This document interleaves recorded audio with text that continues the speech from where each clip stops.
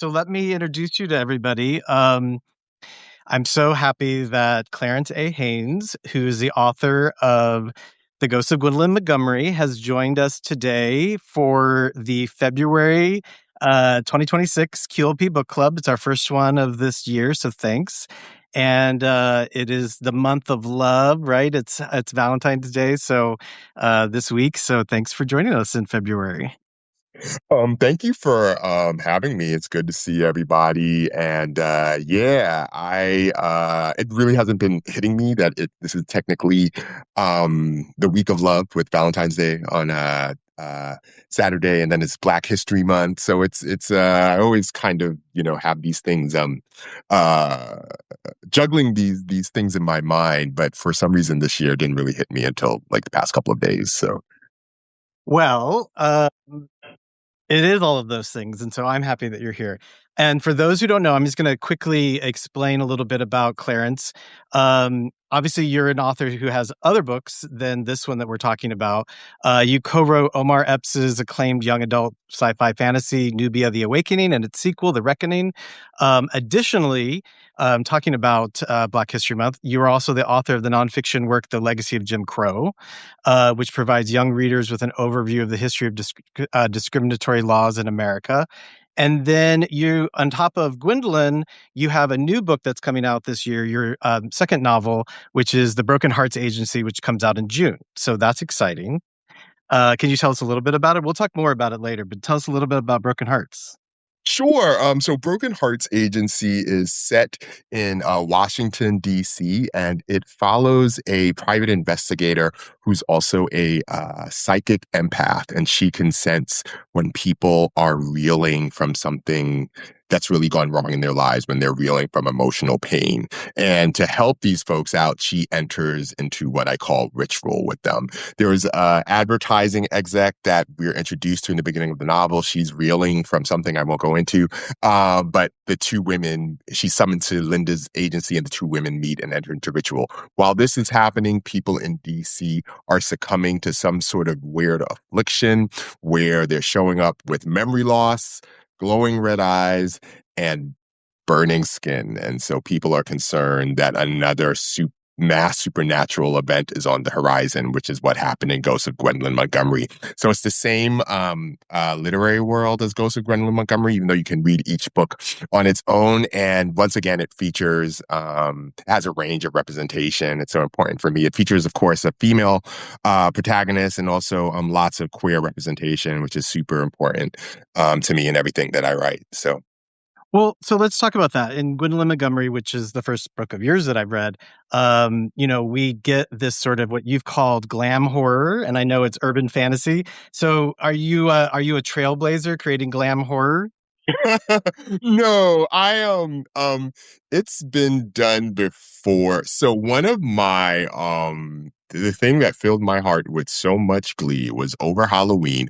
Book Riot said, if you're into the Rocky Horror Picture Show, read books like this. And The Ghost of Gwendolyn Montgomery was listed as one of them. And I was like, I have been seen. Yeah, because That is great. for me, yeah, it's certainly been done before. I think Rocky Horror Picture Show is a perfect example where you're sort of taking these aesthetics that are associated with a certain type of fashion, and um, I would also say really prioritizing sensuality, sexuality, the erotic, being in one's body, and then placing horror elements alongside that.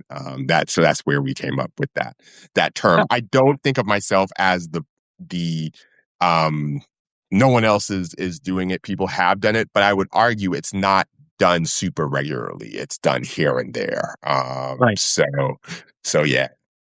Well, it takes a fabulous guy like yourself to get it going, right? Uh, So,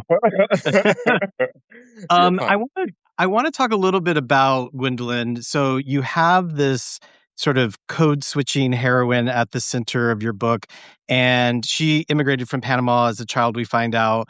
And then I know you grew up, you also immigrated, or you have Panamanian roots, but grew up in the Bronx. And so a lot of this happens in the Bronx, which is also not a borough that we always get in novels, right? It's always Manhattan and Brooklyn these days. So good for that. And it's infused with Caribbean culture. It's steeped in Santeria and Yoruba, which you probably can't see, but there's actually a little Yoruba god back there behind my head somewhere.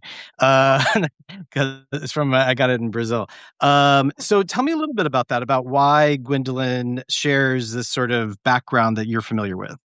I wanted to I knew from my this is my solo debut novel. I've written other books and I've co-authored fiction with Omar Epps, but this was the one that I'm doing on my own, and sort of my entry into the literary world as a solo novelist. And I wanted to do something that would honor my roots. My family on my mother's side, who I grew up with, is from Panama, and I was born in the Bronx. Yet the Bronx at a certain time, and still is, I'll say, was so infused with certain types of culture, what we would call Afro-Latine culture, even though that wasn't such a common term when I was growing up. And so I wanted to do something that would honor the borough that I'm from.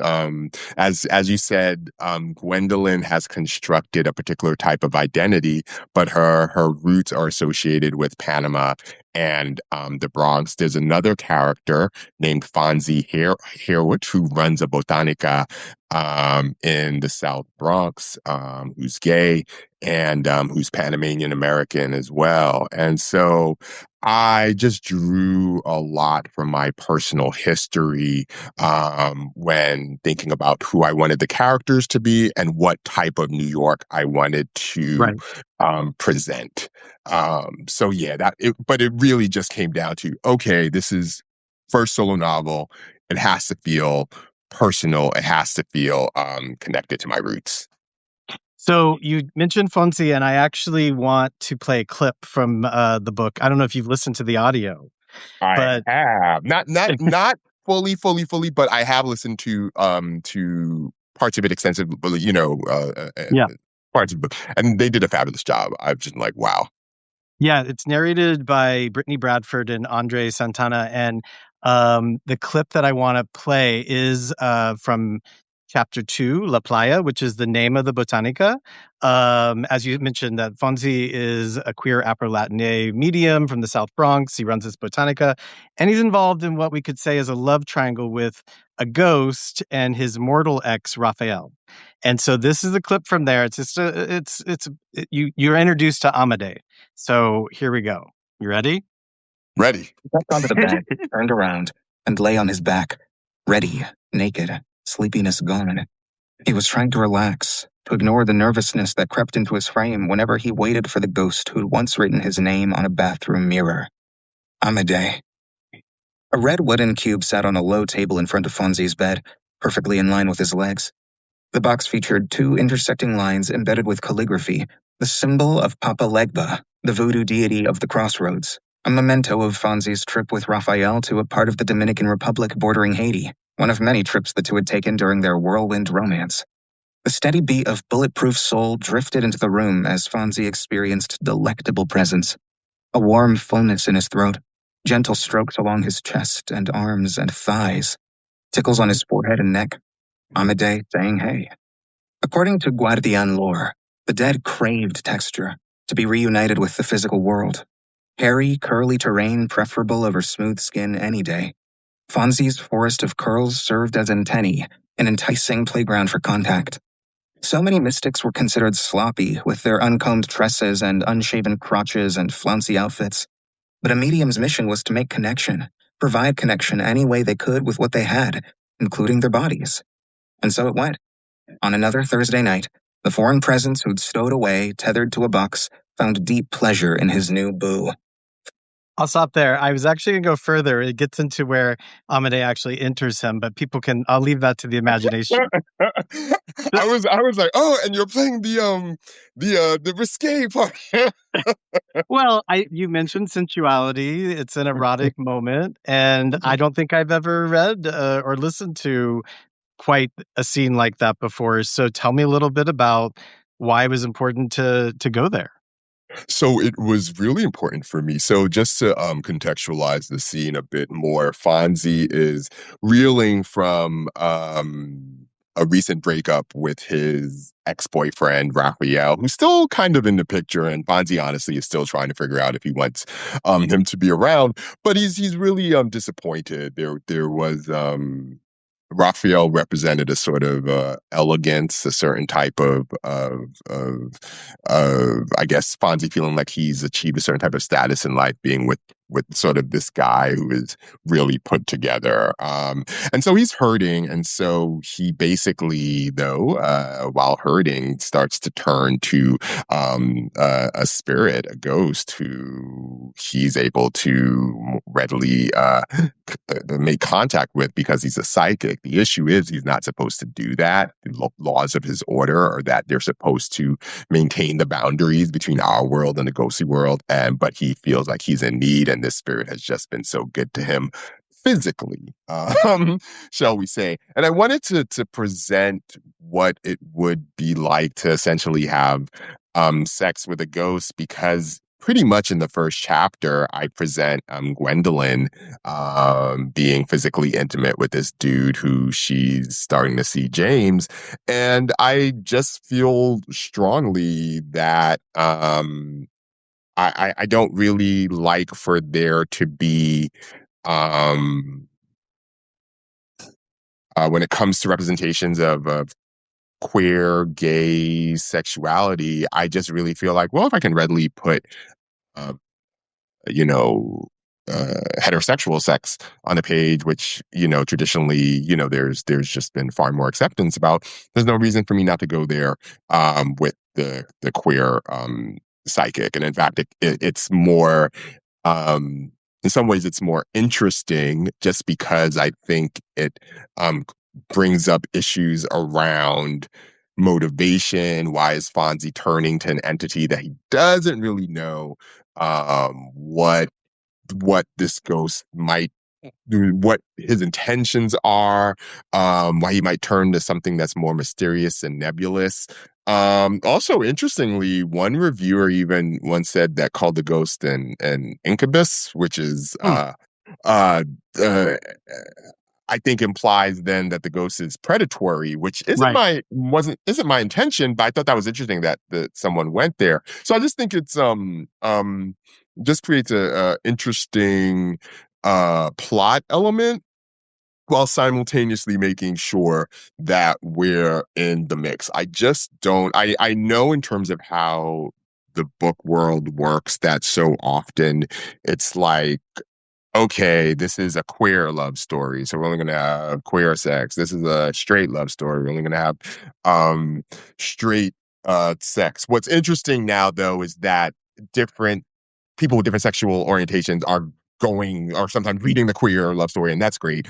But I think I'm interested in sort of, as much as I can, having the full gamut of sexual experiences, full gamut of desire presented in stories, because I think that's what the world is. I think any sort of compartmentalization of sexuality where one is highlighted over the other is just dishonest. And I think historically, we are expected, gay folks have been expected to be like secondary in terms of of how our physical expressions, how our forms of desire are presented. I just don't have an interest in that. So, well, what I appreciate, because you're also obviously touching on the fact that these straight girlies are really obsessed with gay love stories and gay sex right now. But I like it when a gay man or a queer person actually presents those, because I can normally tell the difference in how it's written. What would you say? How can you tell the difference? I have a guess as to what you're going to say. I mean, I just think that a certain way of talking about the actual pleasure part is different. We're interested in certain physical things that maybe straight women writers aren't always aware of. I was going to say it's the that's exactly what I was going to say. I was like, I think the willingness to go there in terms of how it physically works, Yeah. and finding seeing the pleasure in that, and the mechanics of it being something like, no, we gotta put that there, we gotta get. But people often tell you not. I mean, as a writer, I know I get this, not to put sex in there, and that sex is bad because it can be so cheesy. But your sex scenes are not cheesy. So, Okay. did you ever worry about that though? That people might be like, ugh. The only time, two things. The only time I felt a little bit weird is that my imprint that's published me, I also have historically done some freelance editing work for them, and so they know me, and so I've like been in an office like, oh my goodness, this feels a little I'm really being vulnerable. Like they're going to like have a sense of of how Of I your inner do things. workings. Yeah, and so that felt a little odd. And you know what is interesting? I have seen some readers say, "Oh, I don't know if they were referring to the sex, but I think they have said that some parts they find cheesy, but I'm actually okay with being seen as cheesy in some ways. I know Gwendolyn's sex scene, how James has sex is a bit cheesy, but it's not by accident. Like I'm Well, fully aware. you kind of implied that James is kind of corny. Yeah, like I'm like, but he's good at sex. Like that was Right. the thing that's interesting. I spoke to a book club once, and they so there's another character named Arturo who it's clear he's into Gwendolyn as well, and he's more cool. He's cooler. He's an artist, and he has, he just looks sexier, and he just has his outfits together, and he just has a certain type of swag. And James just doesn't have that. James is really professional guy who's kind of, chipper and upstanding. Into stuffed And animals. yeah, into stuff, that's it, into G.I. Joe figurines from his childhood. And but he still knows how to have good sex. He still knows how to please Gwendolyn. And so I wanted to showcase that because I think that's a reality too, that sometimes we don't really honor. The sex sometimes between them is kind of goofy, and that's okay. Like I think that I just think that's part of the experience. And I'm always, one of my goals with everything I write, and so this is considered urban fantasy, but it's technically really a fusion of genres, right? And so there's a bit of mystery, there's a bit of romance, bit of horror. Um, and so when it comes, like, for instance, to the romantic elements, I always want to turn things on their head. I always want to do things that feel out of the box, that haven't been done before, that will get people hopefully thinking, talking. I'm fine if they disagree. I'm fine if they're not quite on board, but I just want it to feel like, oh, why did he make that choice? Or why did the characters make this choice? How does that make me feel? It's particularly going to come up with in the next book, The Broken Hearts Agency, because so much of that is very much a meditation on desire, Mm-hmm. and how we move through the world, how we handle our desire, how we sublimate it, how we give it up for the sake of safety, how the past can really impact how we do intimacy, which is a theme for Ghosts of Gwendolyn as well. But for the next one, it's really, really overt. So. Yeah, I mean, both of these characters have trauma in their past, and we learn more about that as the novel goes along, obviously. And I'm curious, obviously, you thought deeply about this, and your characters are trying to overcome their backgrounds and find connection. And Fonzie, in some ways, is having a really hard time. He talks about how he has tried to make himself into a certain kind of person to attract gay men, and now doesn't want to do that by the end. And Gwendolyn has also transformed herself into this fabulous PR person, and also has to think about that. I mean, what do you think about or tell me a little bit about that, about them trying to have their mortal life and their mystical life and the struggle and the tension. Obviously, all good stories have tension in them like that, but they really are trying to also get through that. Sure. I'm one of my obsessions, I believe that writers, we tend to have core things that we're obsessed with that are our primary concerns of our writing. And then for each project, we figure out different ways to explore that. So one of my obsessions is the past, and how if you don't reckon with the past is going to reckon with you. And so for both of these characters, there are traumas, disappointments. Gwendolyn I won't go into what the trauma was for those who haven't read the book, but she's deeply traumatized as a child.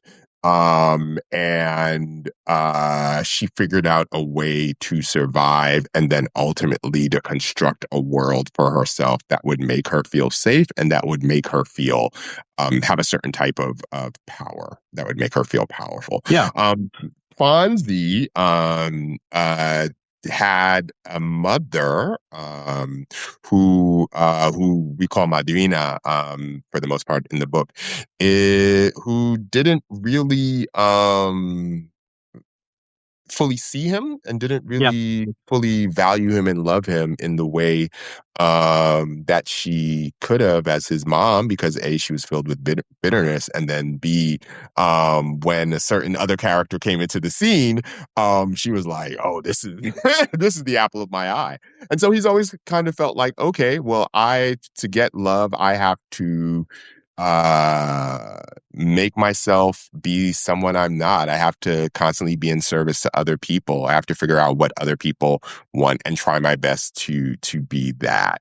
And that's just not sustainable. That's not healthy. It leads to pain, heartache, and an abandonment of self. So long story to say, both characters are dealing with things from their past in ways in which that they're able to survive, but they haven't really reckoned with what they've gone through. And once you start to reckon with what you go through, what you've been through, then you can integrate all these different elements of yourself, and you can be whole, your full, powerful, badass self. And that was my intention to highlight as much as I could. But I really invested in people understanding there are consequences to not dealing with the pain from the past, from when we were so young that we couldn't really control what was happening with us. So what you're saying, though, is that is the topic that is going to continue to be the itch that you're scratching in all of your writing? Pretty much. And it's challenging. I just because I'm technically, I'm realizing I'm a sparse. What's the better pronunciation? I'm a sparse writer, and so I say something once, maybe I'll say it one more time, and then I move on. And so when you're doing these sort of psychodynamic meditative things, but I'm going quick, I know I've begun to realize as well as why I'm so happy to be on this platform with you is because it's important to be able to share with readers where I'm coming from, because then I'm realizing some readers are like, I understand, I get it, so. I mean, it's great that you're saying that, because, most of us as writers, we're taught that, right? Of being spare in our prose, not explaining and just showing and not telling. But I've found lately that readers maybe are not spending as much time, and that you do have to explain a little bit more, or you have to revisit something because they might not get it the first time. Have you found that when you've been discussing the book over the last year?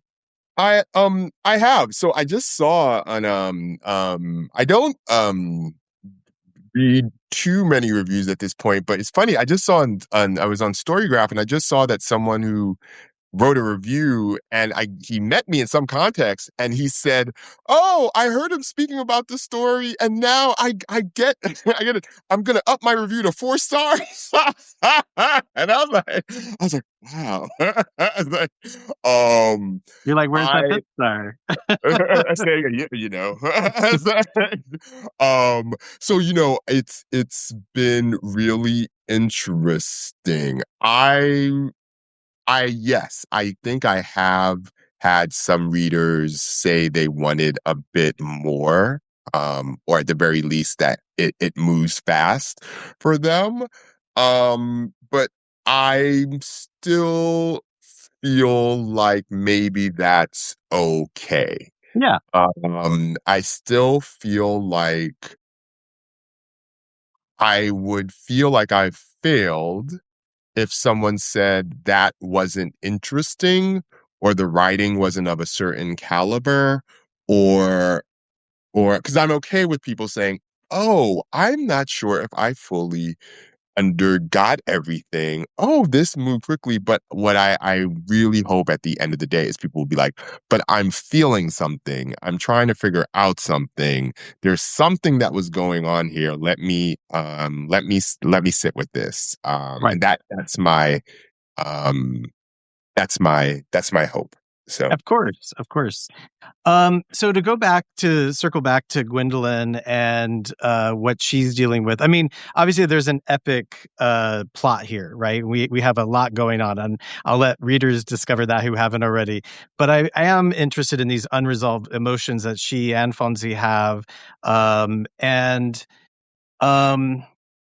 I mean, what does it mean to you when we talk about this, about wanting people to have healthy relationships and feeling like they can't? Obviously, you want them to resolve these issues, but do you feel like your characters are broken at some fundamental level, or are they trying to fix themselves? Is that the wrong language? that's so interesting. That's a wonderful question, wonderful observation. I usually don't use terms like broken or needing to be fixed because maybe that implies a certain type of judgment. What I would Right, say though is that they're not whole. They're not right, fully actualized. What they're heroic. Both characters are heroic in that they've managed to they're resilient. They've not only managed to survive, but they've managed to both in their own ways professionally thrive, right. right? And I think that's great. But in terms of really, really if they could really sit with what they've gone through and acknowledge the pain, the trauma, the hurt, then I just think they would approach life in what I would just call a more holistic Right. and reading the term actualized way. Like there are Gwendolyn has hidden mystical abilities that she hasn't used in years and has a connection to the realm where ghosts dwell that is very unique and almost unprecedented in the order that she technically belongs to. Fonzie hides in terms of always, in terms of how his powers work, he helps people get in contact with their recently departed loved ones and helps connects with the ghost, helps the ghost make peace, helps the loved ones who are still alive have peace. And he does great work, but he also has lost himself in that. He's not always taking care of himself. He's not always looking after what he fully needs. And he also, one funny thing is he looks a hot mess because he thinks he's just like, okay, well, all I care about now is attracting my ghost lover, and they like texture and things that they can, grasp onto. So his hair is crazy, and he's disheveled. He has a huge beard, and that's not really him. For those who Right. that is who they are, and that's how they want to walk through the world, fine. But that's not how he wants to. Be looking. That's not how he grew up. That's not for him sort of a pleasing aesthetic, but this is what is pleasing to this entity, or so he believes. And so there are just ways in which they're moving. And then before that, he was trying to be Mr. Preppy, travel, go to all these fabulous places with Raphael, and cultivate a certain type of lifestyle, Fonzie, which wasn't quite him either. And so, I just think there's a cost, I guess Yeah. is ultimately what I'm saying is if we don't um, really allow ourselves to, I think part of the process is mourning. what we've lost. We all, I think most of us have gone through things in childhood that we ultimately realized we shouldn't have gone through, and then mourning the fact that, oh, it would have been better if I'd had this type of childhood, mourning the Yeah. fact that we didn't have that, and then seeing what's there, seeing what, when you're not so obsessed with um trying to fix what you technically can no longer fix, then seeing how you would move through the world. So many of us do is, because we didn't have control over our lives when we were really young, we reenact, we're not realizing that the decisions we're making are being informed by that time. So it's almost like we're choosing certain lovers because it's like, well, if I could if I can do this, if I can somehow convince this guy to be into me, then that will fix the pain of, my mother not being into me, Right. or being made fun of because I was so effeminate as a kid, or whatever your thing is. And we don't quite make those connections. So I love that you talk about that because I don't know how you feel. I mean, you and I are both Gen X, so I feel like we armored ourselves in certain ways growing up as queer kids, probably. Whereas I'm always impressed by the younger generation who can maybe feel like they're more connected to this authentic self than maybe I wasn't always growing up because I was just trying to stay alive.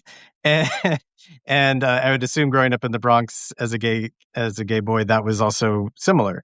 So yeah, that's a really interesting concept. I think one of the ones that we try to get at is that one, that we often armor ourselves, right, and don't allow ourselves to have certain vulnerability, or we do we can sort of assume certain identities based on the people that are around us because we're trying to fit in or we're trying to be loved.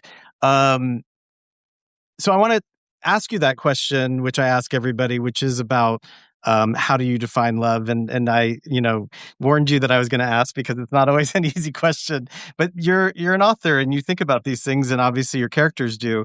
So I don't know, how do you define it? And is it something that is, that hot thing that happens, love at first sight, or is it a thing that lasts forever and can be boring and domestic? That's I one think way I'll love, look I think love is actually far more on the boring domestic side of things. But it's never ending. It's just there. And it starts from within, and it starts from how you feel about yourself. And from that place, how you move through the world, and then who you want to connect with intimately, and how you want to connect. What is it going to feel like? And technically, it could be everything from a one night stand to decades long matrimony. I think all of that can be infused with love. And the act of love, generally, for me, it involves um, care, kindness, thoughtfulness, sensuality, and eroticism. Not necessarily sex, but sensuality, presence. I think, when I'm on, I've had boyfriends or pseudo boyfriends, and I'm single now. And so when I'm on the apps, for instance, and I so often see people listing things that I'm just like, I have no idea how you treat someone or how you want to be treated.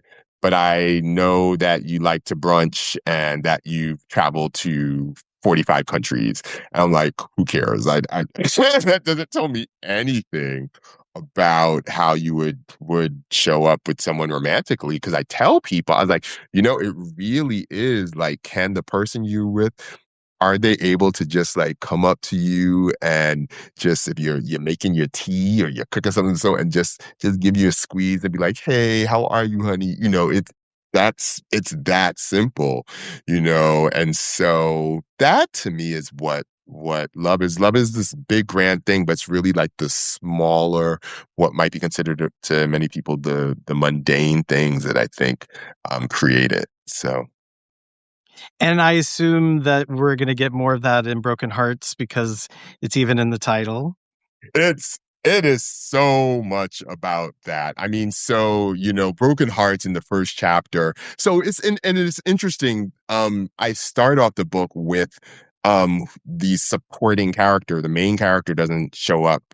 She shows up in the first chapter, but the chapter from her perspective doesn't come until chapter 3. And so we start off with her most recent broken heart, who is this woman named Evelyn, who's basically like worked her ass off for this ad agency and entered into this relationship because she was like, this is what I've been told will look good. This is what's going to give me a certain type of social cachet.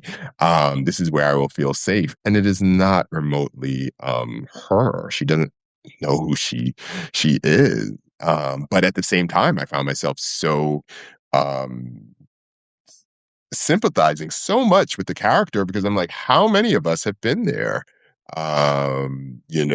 Where you've been given all of these messages about what's going to make you successful or a person of worth in this society, and there's this other being inside of you that's just like, please, but I'm this, please, let me out, so we can really live. So I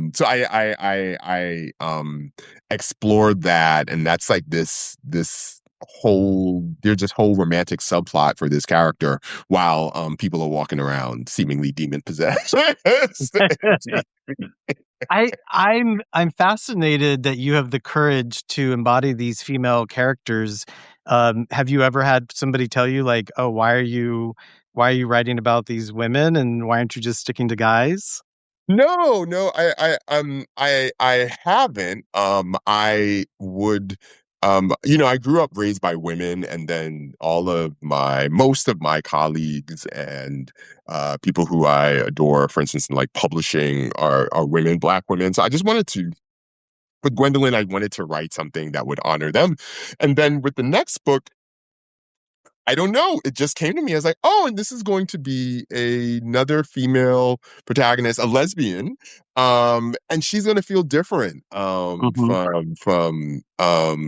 Gwendolyn. And I haven't gotten any complaints. My editor and publisher and friend is a woman.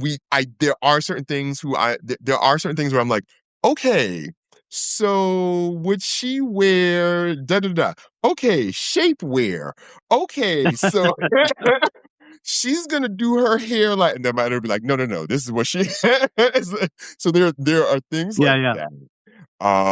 But yeah, no complaints so far. What is interesting is that people have really, with the Ghosts of Gwendolyn Montgomery, people have really, really taken to Fonsi, who appears in the second book as well. And so for a minute, I was like, well, is this because Fonzi's a gay male, I'm a gay male, and some of his experiences, as some of my people who know me are informed by my own my own tragic romantic history. But I think they take to him more. I try to do my best with Gwendolyn as well, but I think they take to him more because Gwendolyn in the beginning of the book is such a cipher. Right. She's so walled in terms of her emotional self, and so you can only get there are clues, and you can only get a sense of who she is via her work. And I think that's just feels, I knew it would feel perhaps somewhat weird to some readers.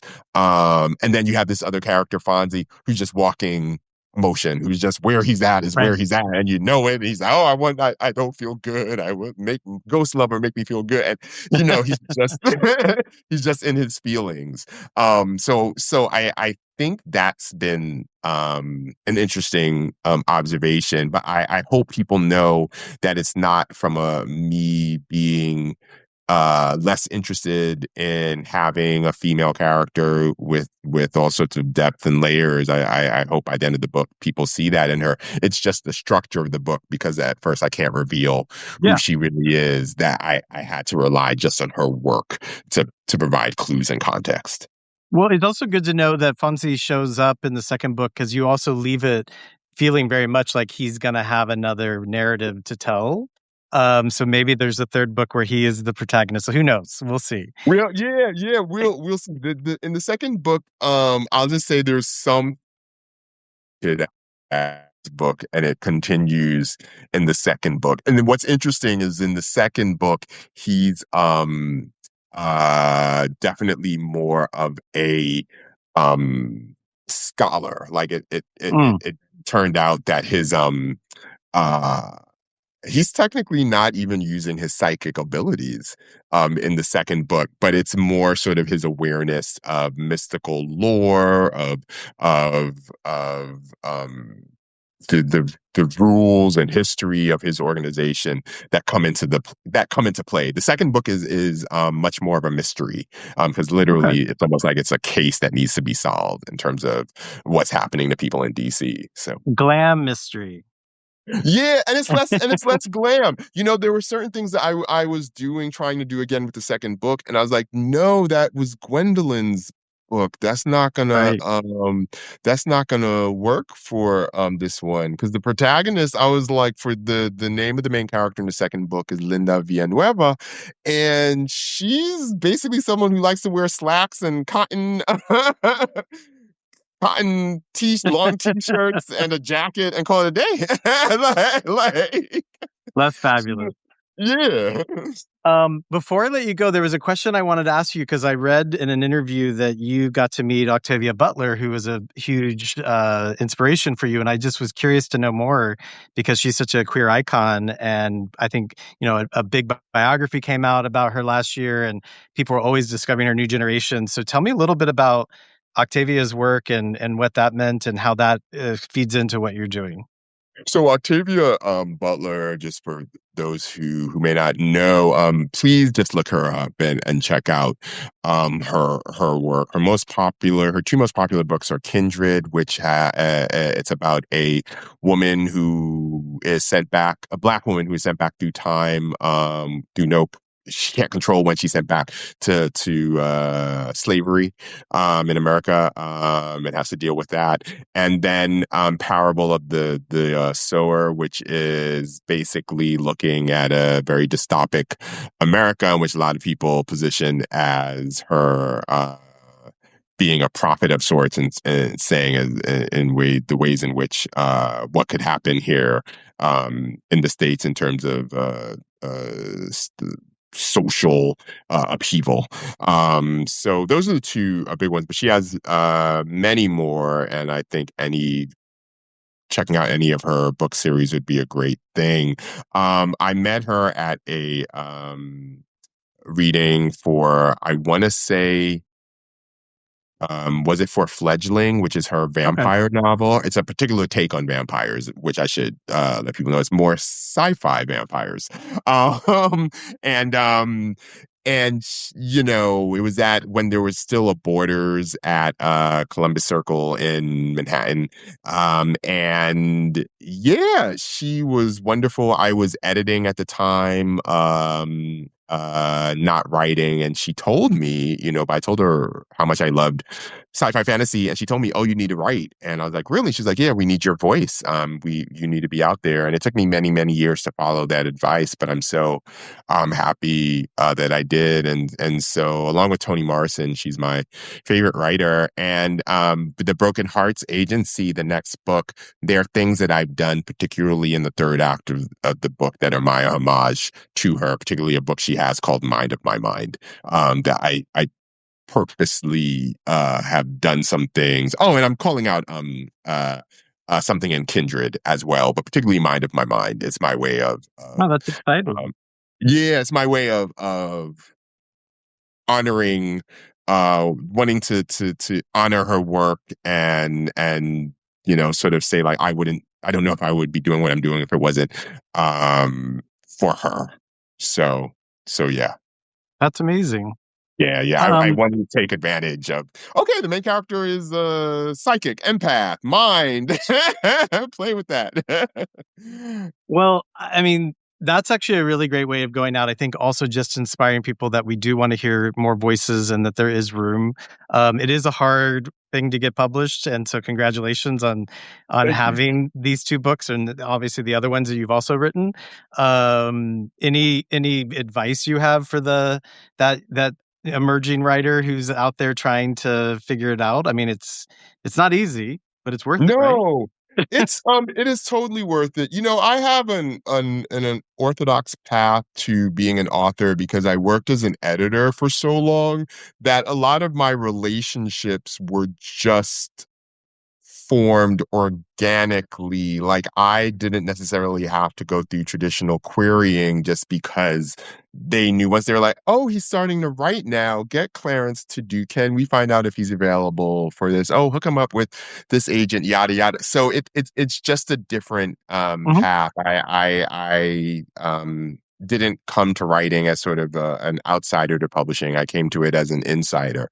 But what I would say to people, a number of things, is to really, really focus on your craft, focus on what the type of stories that you want to tell.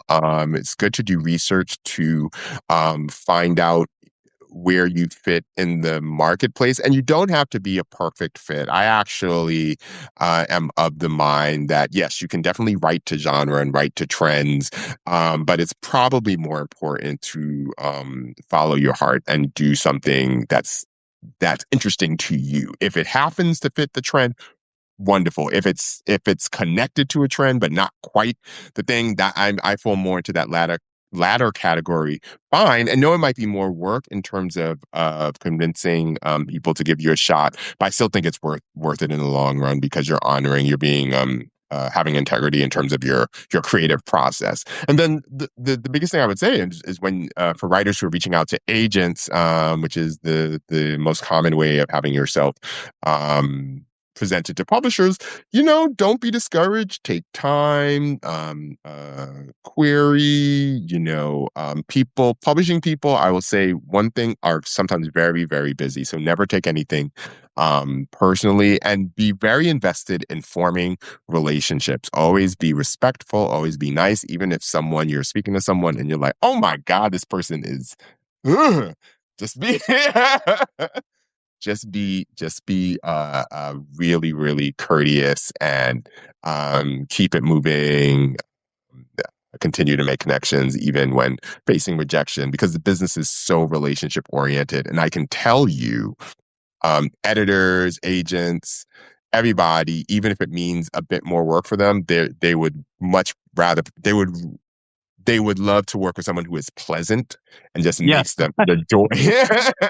It's a joy to work with, as opposed to Right. someone who's, oh, Yeah, I know. We're given those diva ideas from movies and other things, but it's not actually true. No. no. It's always far, far more to your benefit to be like the nice, kind writer, and yeah, and just honor the relationships. Definitely, there are going to be people in the business and who you might connect with, and you realize, oh, this person's not for me, and that's fine as well. But always treat everybody with tons of respect, and Yeah.